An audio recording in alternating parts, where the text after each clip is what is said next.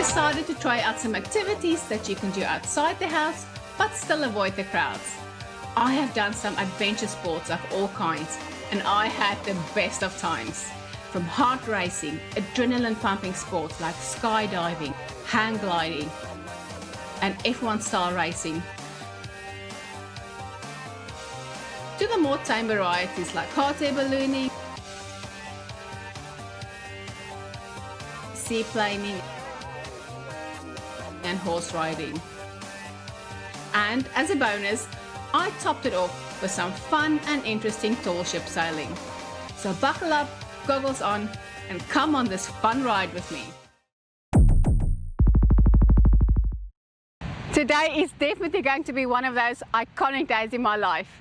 I'm going to do skydiving for the very first time. So I'm here in Wollongong and I don't know if I'm more excited or more scared, but I'm definitely feeling a lot of things. So let's get the paperwork and the safety done and then let's go and jump.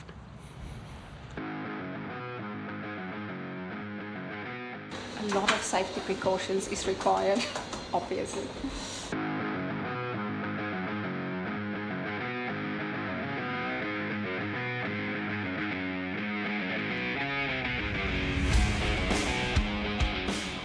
So I'm here with Skydiving Australia today with Aaron. Hey, how's it going?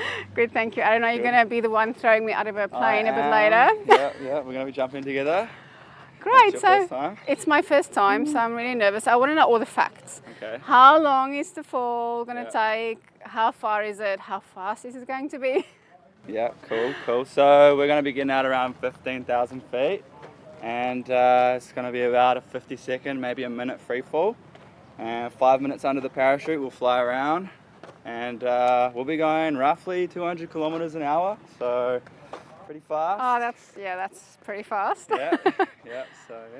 So how safe is this, and am I going to be able to see my family again after today? Well, I've got to go home and cook dinner tonight, so ideally I don't want to, deal with that. But yeah, it's fairly safe. You can trust me.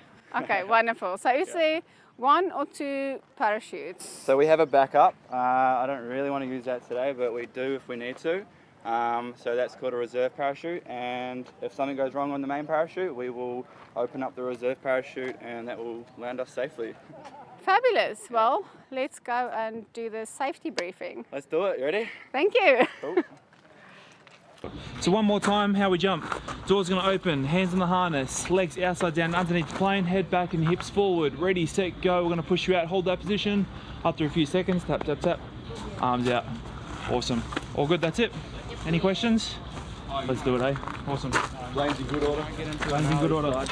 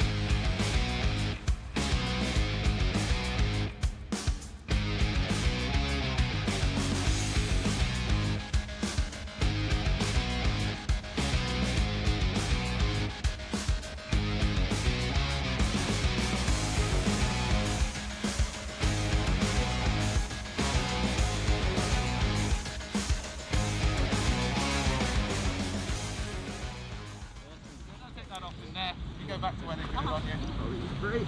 There you go. Amazing. Oh my goodness. Thanks, Colin. Thank you. Well done. Oh wow. Was it Thank good? you. Oh, that's amazing. Awesome. So how many times have you done this before?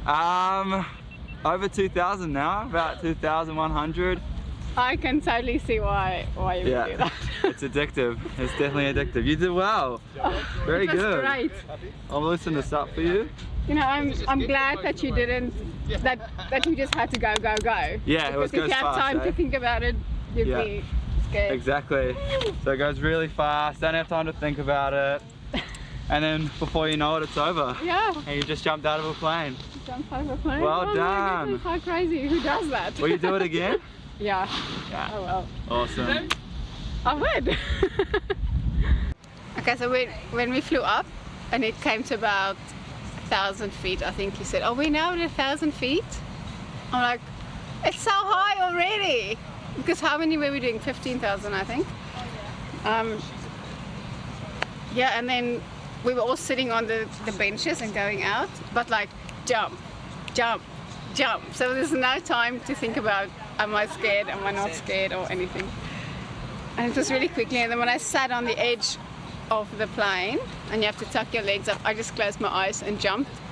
And then I thought, I have to open my eyes because I have to obviously see the experience. Amazing. And then I couldn't breathe because there's so much the wind. I loved it.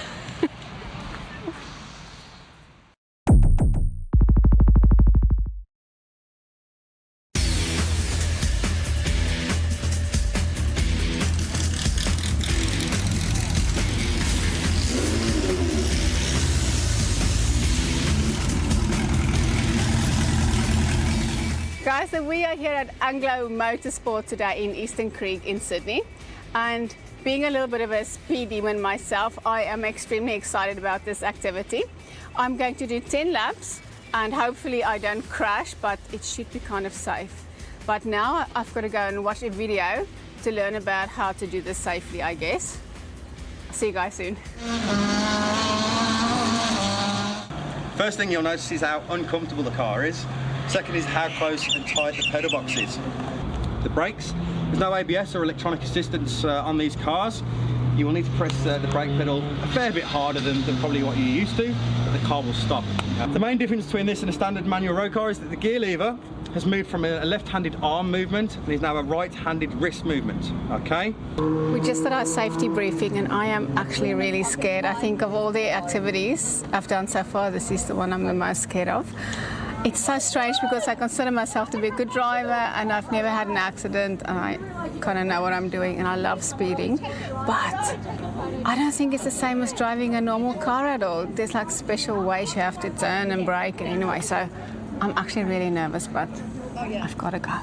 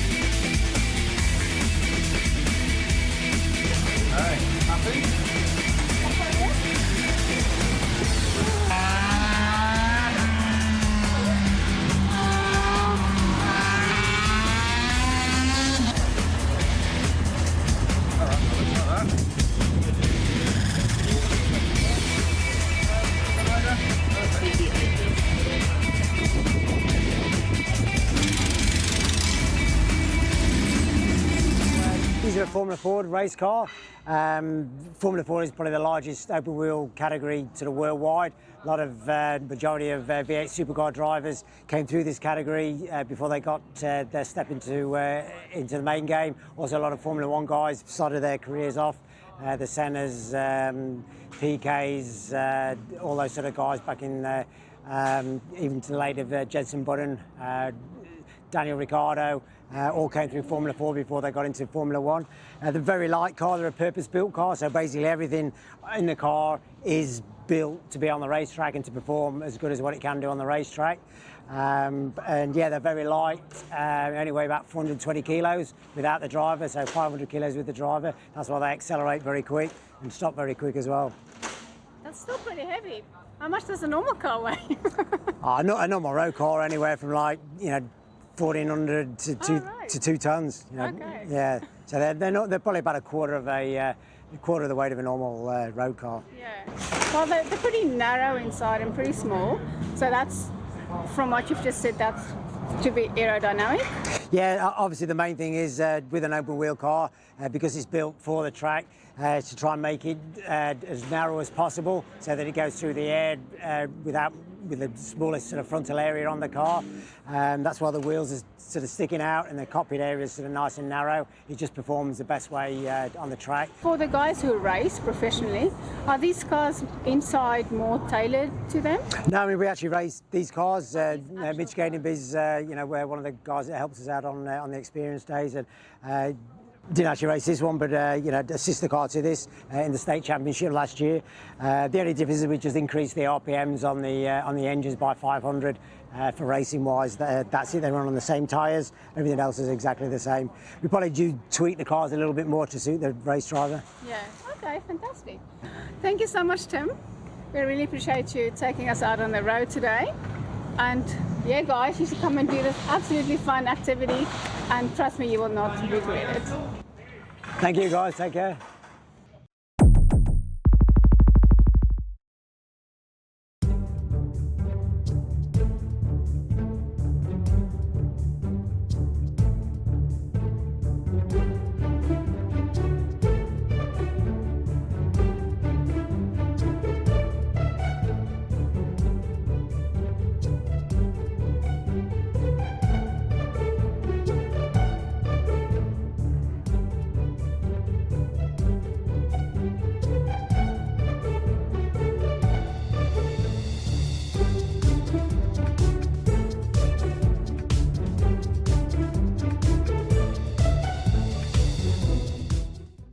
So we are here today with Carolyn from Sydney Hills Horse Riding Centre, and she's going to give me a quick horse riding lesson.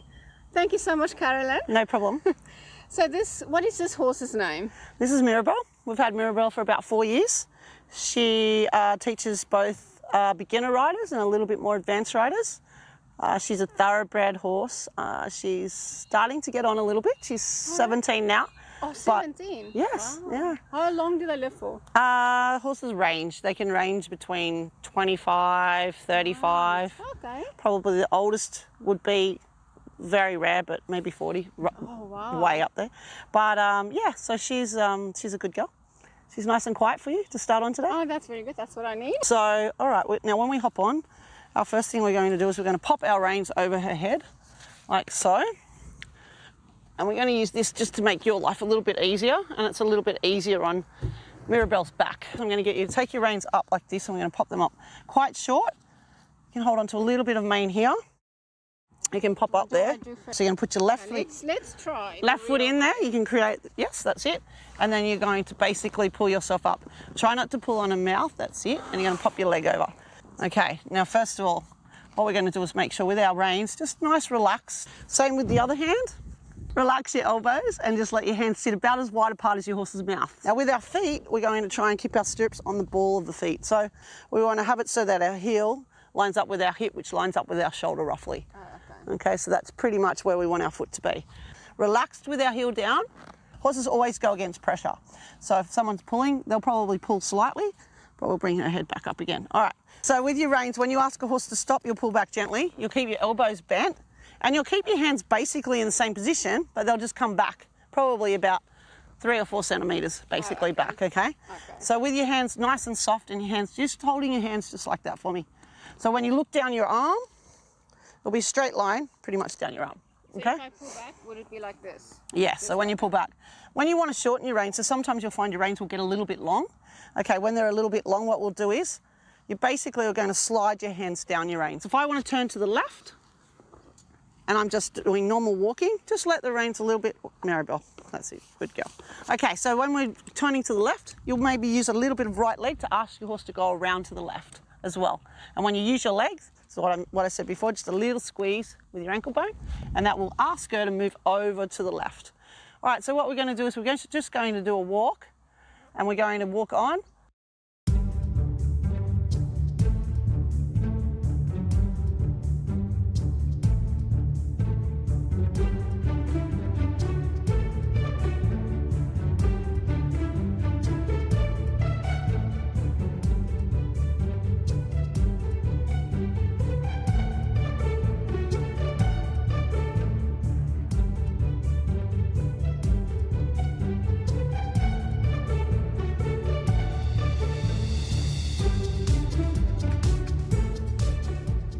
Okay, and then we're going to bring it back to a halt, so we'll pull back gently, good and soft.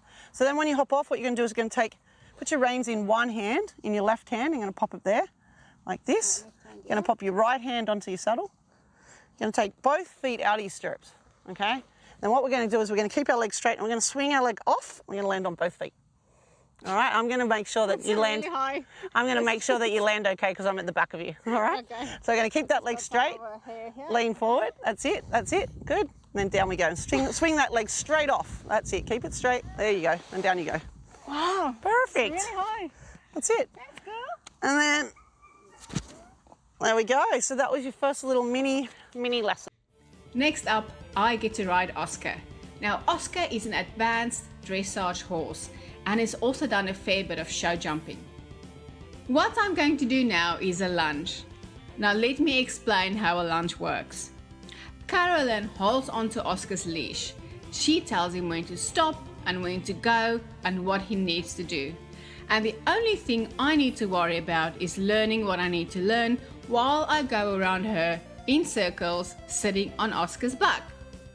So my first task at hand is to get onto Oscar, and I need to remember exactly how to do it. Let's see. I hold onto the reins with both hands, put my foot in the strip, lift myself up. I have both my heels in the strip on the ball of my foot and heels down. Next, I'm going to learn how to rise up and down. Now, apparently Carolyn says this is better for everyone.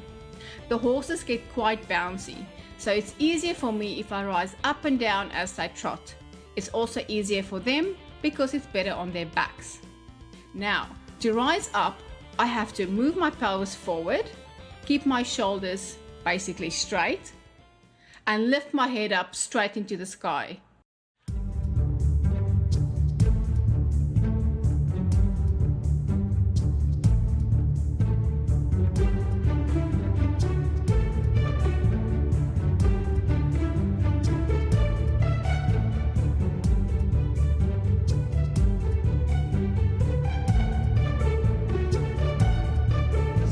I love animals and I love horses, and I feel my day has been completed. It's great. Wow, that was fantastic. I think I did pretty well, I have to say so myself. It's only the getting off that was a little bit hard, but I think it's been great. But now I'm dying to get out of this scorching sun.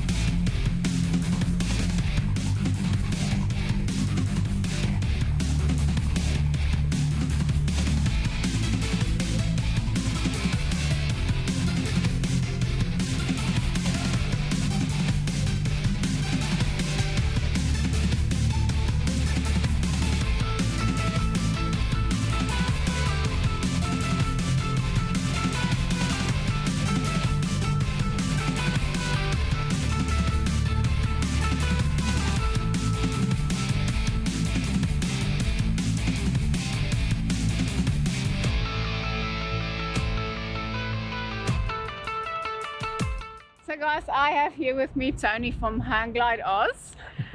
Thank you, Tony. I just did hang gliding for the first time. That was absolutely amazing. It was not what I expected at all. It's different. It's a lot more surreal than what people give it for. Yes, I thought it would be scary and it would be an adrenaline rush. I mean, it was before the time, but once it goes, it's very peaceful and beautiful. And that's a good part about flying here in Stanmore Park, is we have very smooth laminar coastal winds. And that makes the air really nice and smooth. It makes it easy for the takeoff and then easy to land. And how people get into it is typically with a tandem fly. And we give them an opportunity to fly the craft, flying faster, slower, left and right. Someone wanting to go further than that, we then get them onto a small sand dune or small hill where they do very small flights just into the wind and land. What they do beyond that point, once they get really good at taking off and landing on small slopes, we start to go slightly higher. Right. As we go higher, put radios on, we do more tandem flights to sort out how to fly around the crowd here especially, and also about landing approaches.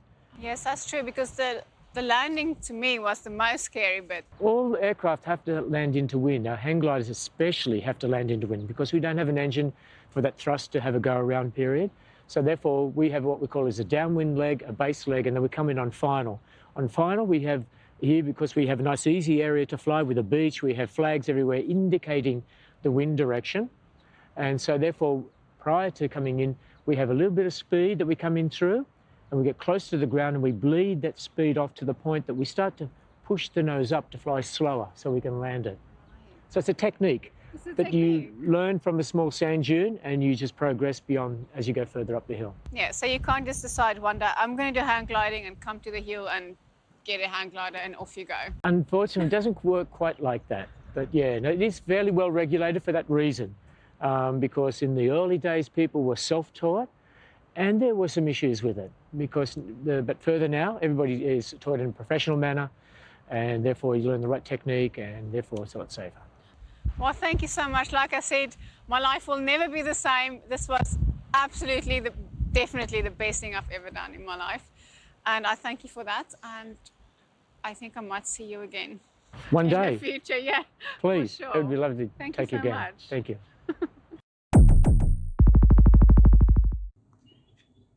It's bright and early, 4 o'clock in the morning here in Camden, and I'm going to go and do a hot air balloon flight today with Balloon Aloft. So I'm very excited, but first we have to do our safety training and then we're going to take off.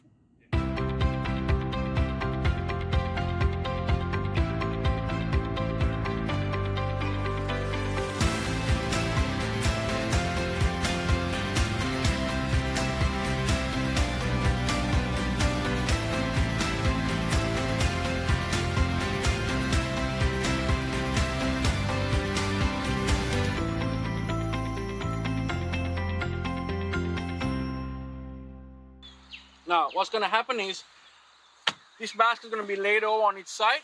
We'll hook it up to the envelope or the balloon itself, and then we'll drag it out and use these fans. We got 2 of them to inflate with cold air. So as you can see, we have 4 different compartments, which means the entire group is going to be split into 4 different groups. So it will be evenly balanced inside the basket. Okay? What's going to happen is when the balloon is cold enough for inflation, I'll put the burners on, it's going to heat the cold air inside, and the balloon's going to go vertical. Okay? So the basket is going to end up similar to this position. Once that is the case, that's when you jump in. One side is fully padded, one side has rope handles. Okay? So when you get in, hold on to one rope handle until we launch. That is your seat belt. We have no physical seat belts, so you're technically holding on to the seat belt. Okay, once that's done, you are free to let everybody else in. Once everybody's in, we'll take off. The most important in ballooning is landing. We have no brakes. You are my brakes. Okay? So when you're coming for landing, we have a landing position, very similar to a landing position or a brake position in an aeroplane. Okay. So when I tell you landing position, everybody turn towards the opposite direction where you're traveling. You put your hands forward, bend your knees, and you lean back. This is normal landing position. There's a reason we lean back and, you know, in this position, because you become a giant human shock absorber. For some reason, if the winds are going to be slightly strong and the basket starts to go and tip it in, you are already in that position to, you know, absorb that shock.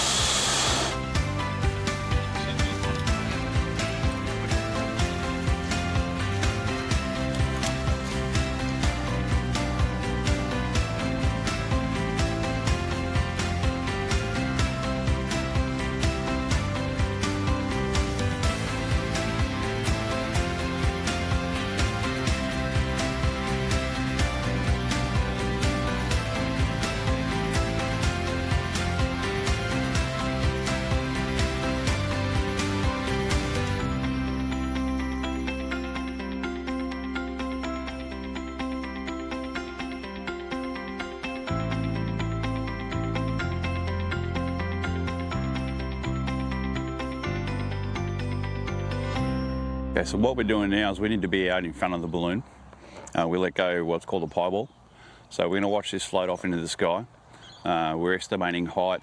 We're watching its direction with a compass. We're relaying those numbers back to the pilot so he knows that when he gets here and he drops down into this altitude, which way he's going to be travelling, so he can pick a safe landing spot and get on the ground safely. So we're just going to let that float away.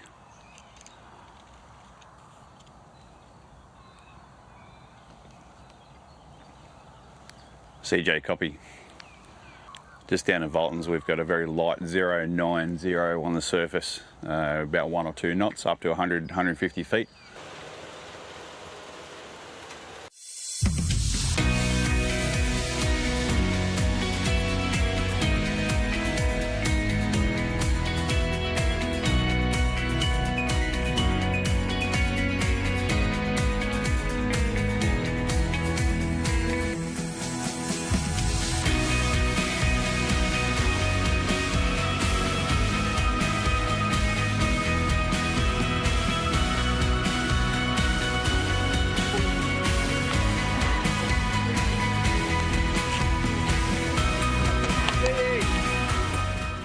This was really a fantastic experience. It was so beautiful up there and so peaceful, and this is something I definitely want to do again.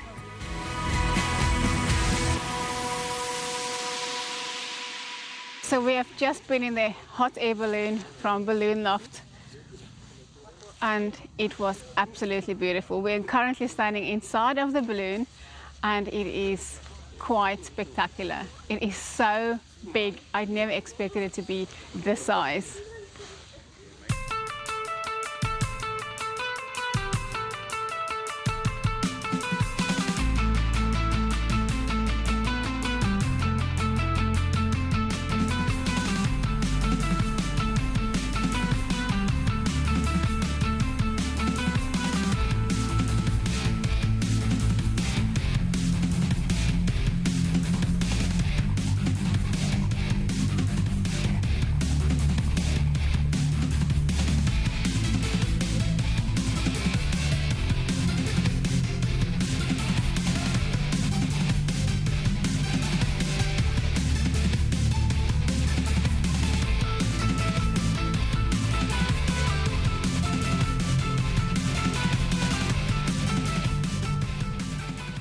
Okay, so Balloon Aloft has been flying here in Camden for 40 years now.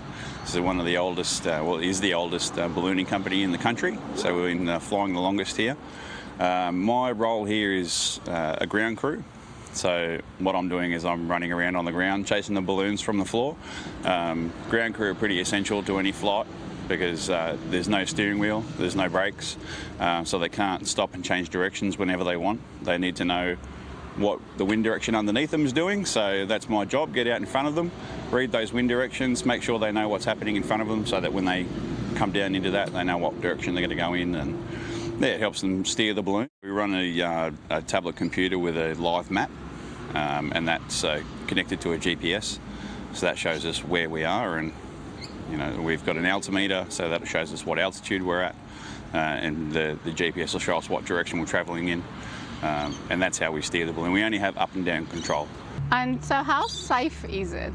Well, I mean, considering there's no steering and there's no parachutes. Safer than getting on a bus from a train station to home. Yeah. Is that so? Yeah, absolutely. Oh. Yeah, very, very safe. Australia's got some of the strictest safety rules in the world, you know, so we are very safety minded here. So it is just LPG that runs our burners and our tanks there. The size of the balloon you were in this morning was a 425, so that's 425,000 cubic feet of air on the inside of that. So massive. Yeah, she stands just under 30 metres tall and about 23 metres wide. So very, very big balloon. Wow, you don't realise when you're up in the air or when you see a balloon flying that it's actually that size. Yeah, well that's not even our biggest balloon. So what is your biggest balloon? Our biggest balloon is 525,000 cubic feet. So another 100,000 cubic feet bigger than the one you were in this morning. That is crazy. Yeah. So can you tell me how high do they go up and how fast can they travel? Out of Camden here, we've got a ceiling height of about 4,500 feet, about 2 kilometres up. Oh, okay. Yeah, still so pretty high. Because we're within the final approach layout for Sydney Airport, so there's we can't go above a certain height. Well, thank you so much for having me today. This was absolutely a fantastic experience, and I am definitely going to come and visit you guys again. Awesome. Thank you. No worries.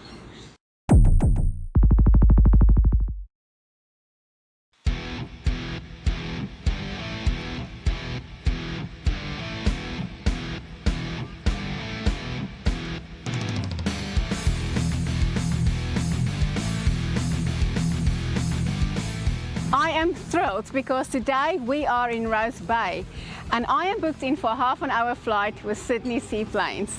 Come with me, guys.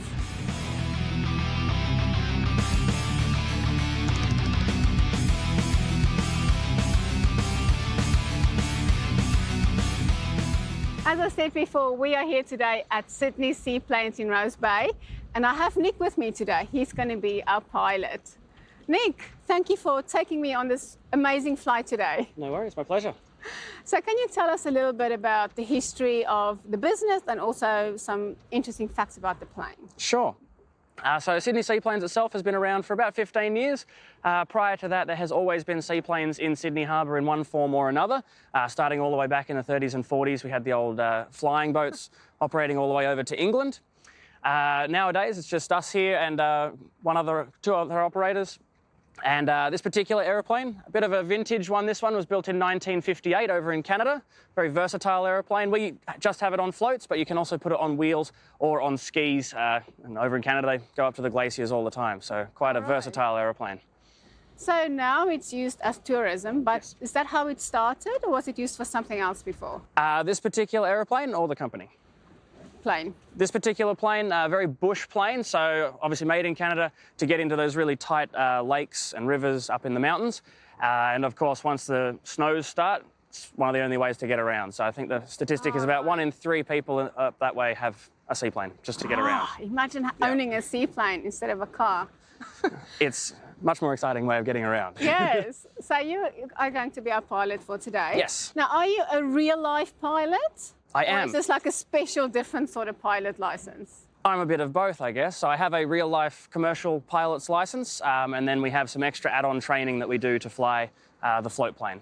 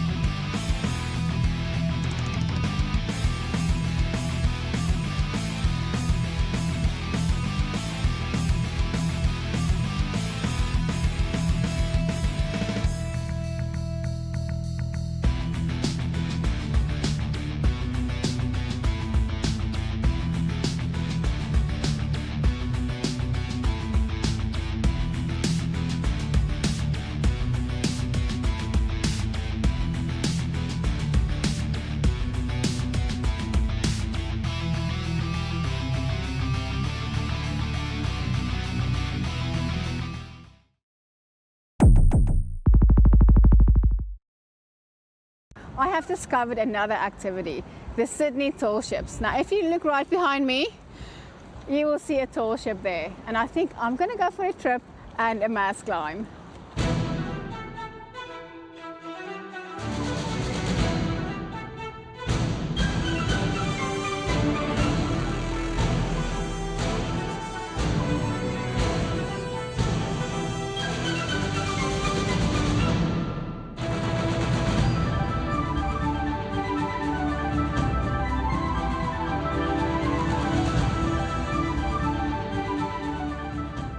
I'm here on the Sydney Tall Ships today with Captain James. Hello.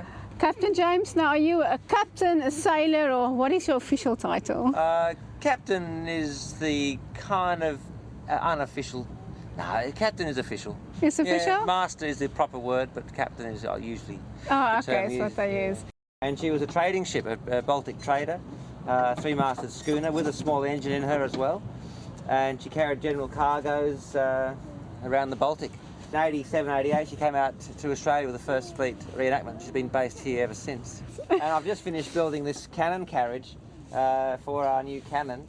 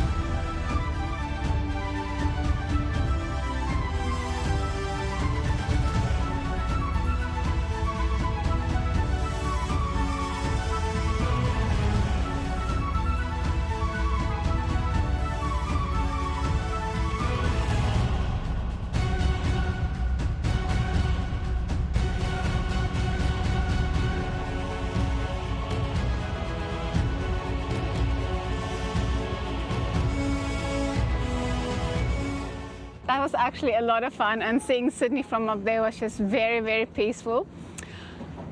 It looks higher than what it feels, so I would definitely recommend anyone to do that, even if you're scared of heights. Don't worry about it.